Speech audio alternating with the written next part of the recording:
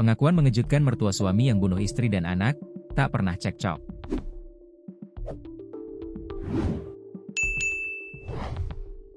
Seorang suami berinisial Ika, 24, tega membunuh istrinya, In, 24, dan buah hatinya yang baru berusia 8 bulan.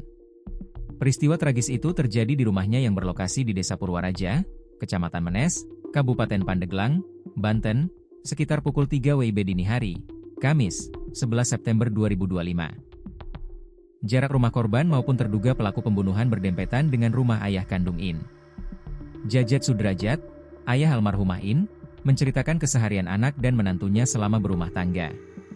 Sebagai orang tua, Jajat merasa sangat terpukul karena kehilangan anak dan cucu sekaligus hanya dalam semalam. Menurutnya, selama ini rumah tangga korban dan pelaku terlihat harmonis tanpa adanya pertengkaran.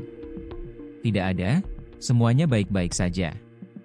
Saya tidak pernah dengar ada cekcok atau apa, soalnya dua-duanya baik sama orang tua, ujarnya saat ditemui di rumah korban, Kamis, 11 September 2025. Jajat mengaku, setiap ada persoalan rumah tangga, almarhum In selalu curhat kepadanya.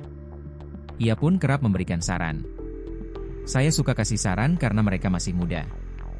Kalau ada hal apapun saya selalu bilang, ngomong saja, cerita, katanya.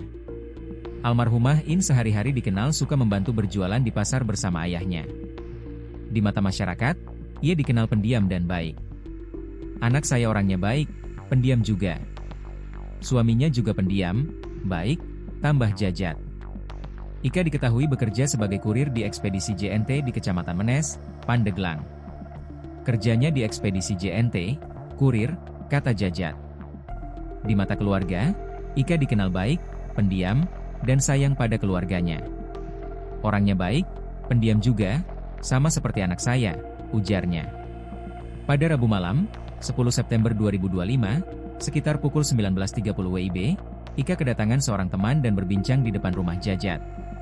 Sekitar pukul 20 WIB, temannya pamit, lalu Ika kembali ke rumah.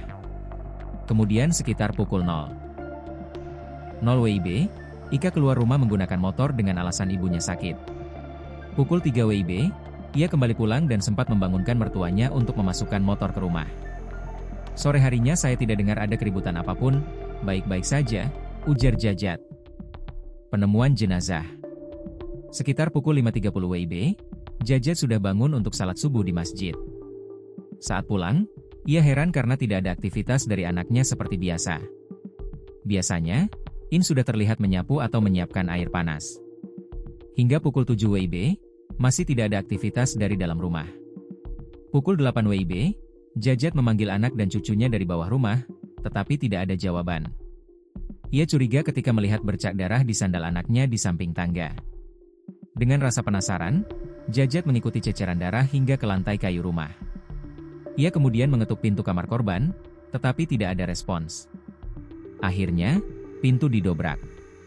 Saat pintu terbuka, ia terkejut mendapati anak dan cucunya sudah terkapar tidak bernyawa. Saya kaget lihat darah di sandal anak saya.